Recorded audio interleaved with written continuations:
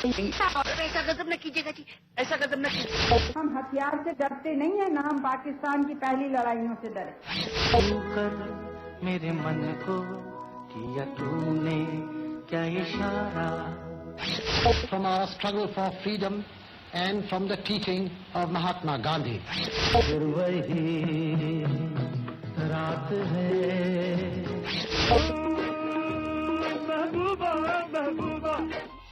डालते हैं कुछ ऐसी ही यादगार जीवनियों पर नजर। देखिए यादों का सफर सिर्फ जन टीवी पर।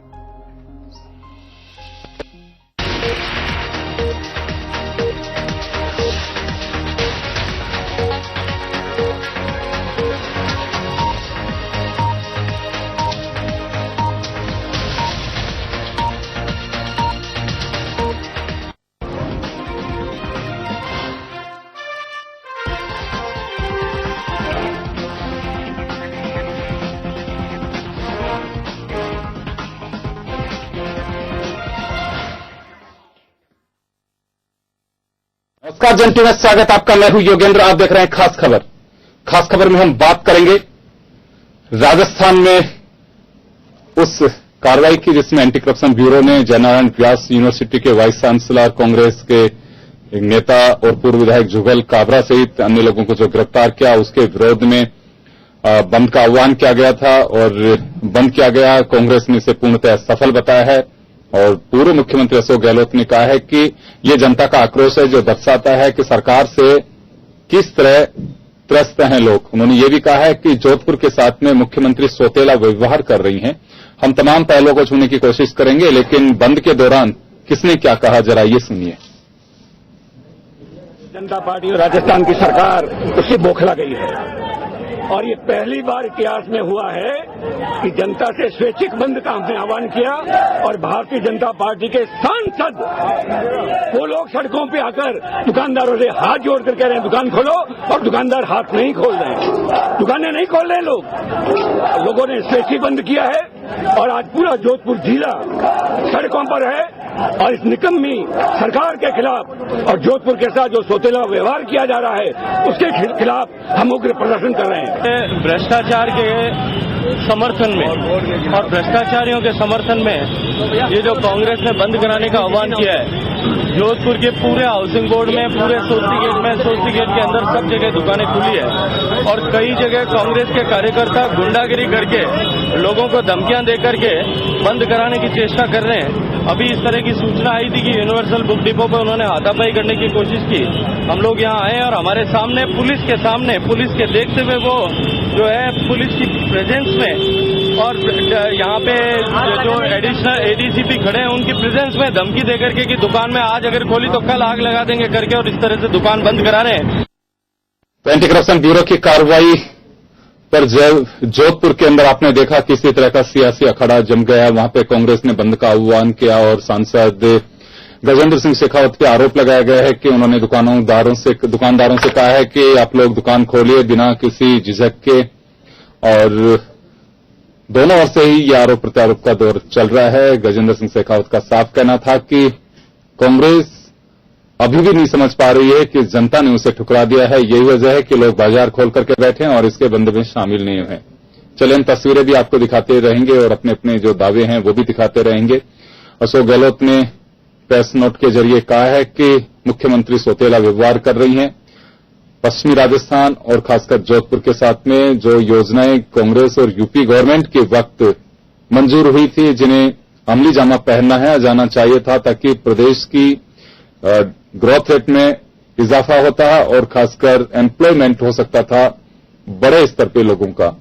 ये पूर्व मुख्यमंत्री अशोक गहलोत ने अपना एक बयान जारी किया है। चलिए हम चर्चा को आगे बढ़ाते हैं। महेश शर्मा साहब हमारे साथ हैं, वरिष्ठ पत्रकार और समीक्षक।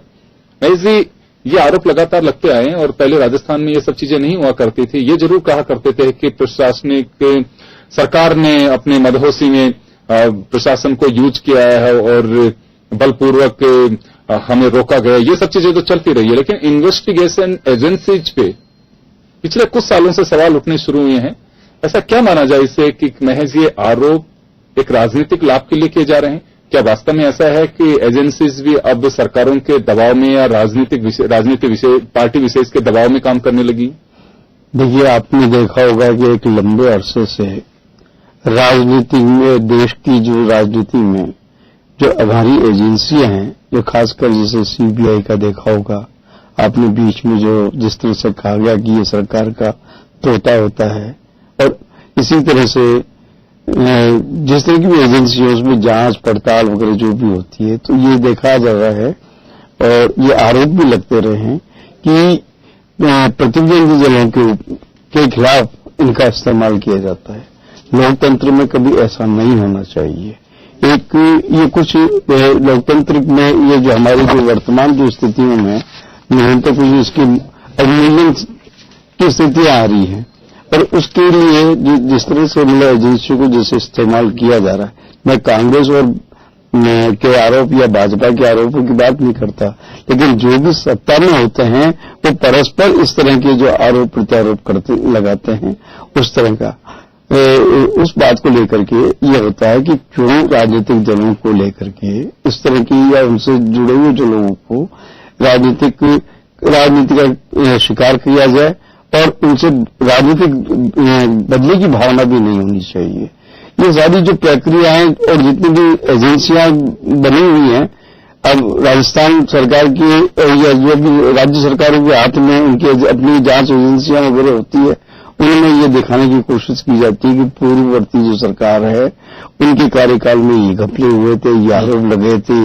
और उसी तरह से जैसे अगर देखा जाए तो कांग्रेस सरकार के दौरान आपने देखा होगा कि पूर्ववर्ती भाजपा की सरकार के खिलाफ जो उन्होंने जो बड़े फैसले लिए थे, तो उसके लिए माथुर आयोग का गठन किया गया था, जो भी जैसा भी असर हुआ। तो एक ये जो हमारी लोकतंत्र में एक खुला, एक स्वस्थ बनाने के लिए एक ये परंपरा ये होनी चाहिए कि अभिव्यक्ति की स्वतंत्रता तो हो सकती है, लेकिन इस तरह से मतलब दूसरों को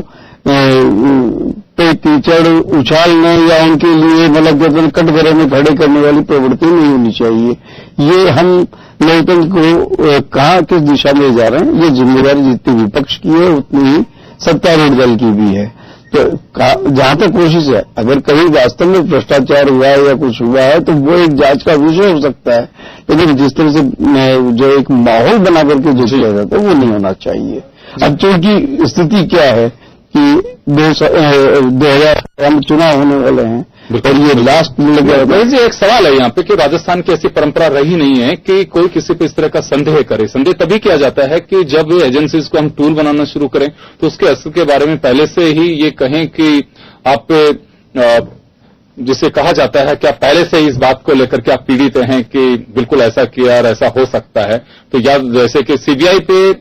पिछले करीब 2 दशक से इस तरह के आरोप लगते हैं कि राजनीतिक स्वार्थ के लिए दबाव बना करके और नेताओं को परेशान किया जाता है ताकि बहुमत स्पष्ट करने के लिए या फिर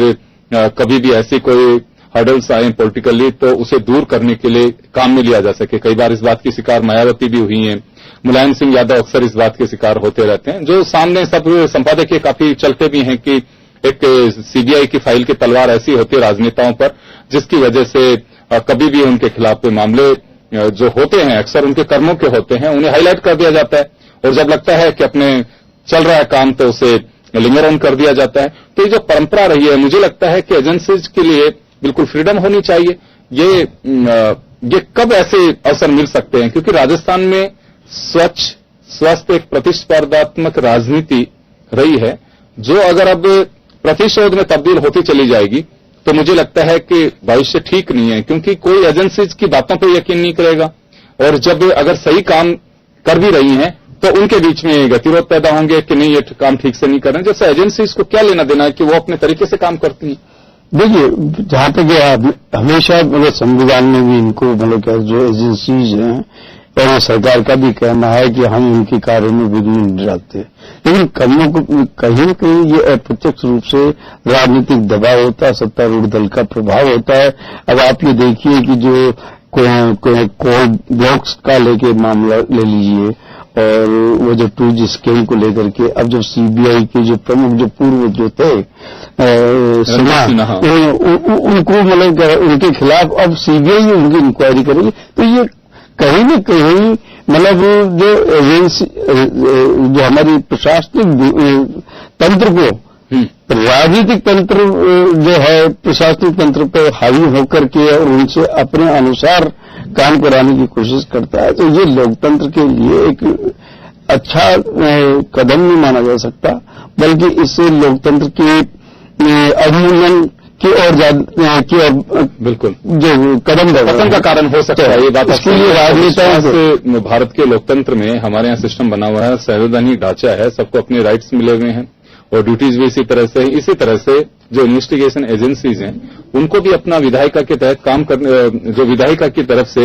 जो नियम कायदे बनते हैं कार्यपालिका जिन्हें इम्प्लीमेंट करता है वही पार्ट अदा करती हैं, लेकिन उस पर सवाल खड़े कर दिए जाते हैं कि ये केवल बस एक राजनीतिक स्वार्थ की वजह से या पार्टी कार्यकर्ताओं को दबाने की पहल की जा रही है, जबकि होना ये चाहिए कि अगर किसी पे आरोप लगते हैं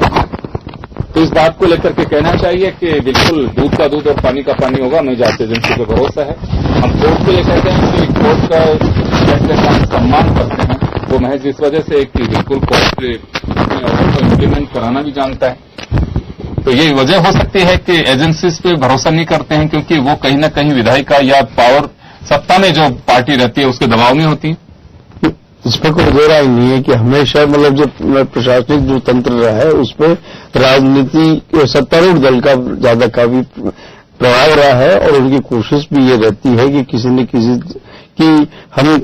उसमें स्पर्धा ये रहती है कि हम श्रेष्ठ हैं, हमारा शासन बढ़िया है, हमारी प्रक्रिया बहुत बढ़िया है, हम दूध का दूध और पानी का पानी करना जानते हैं और जनता ने हमें समर्थन किया है और ये अपना एक तो ये अपना विजयी होने का वो पार बाद में बयान करवाते हैं और उनकी अपनी योजनाओं को अच्छा बताने की कोशिश करते हैं और पुरानी जो सरकार है उनकी नीतियों को किसी तरह से कि देखिए इसमें ये बायसनेस थी, इसमें ये घपले हुए, ये इसमें मतलब कोई घपले मिली भगत थी और इस तरह की जो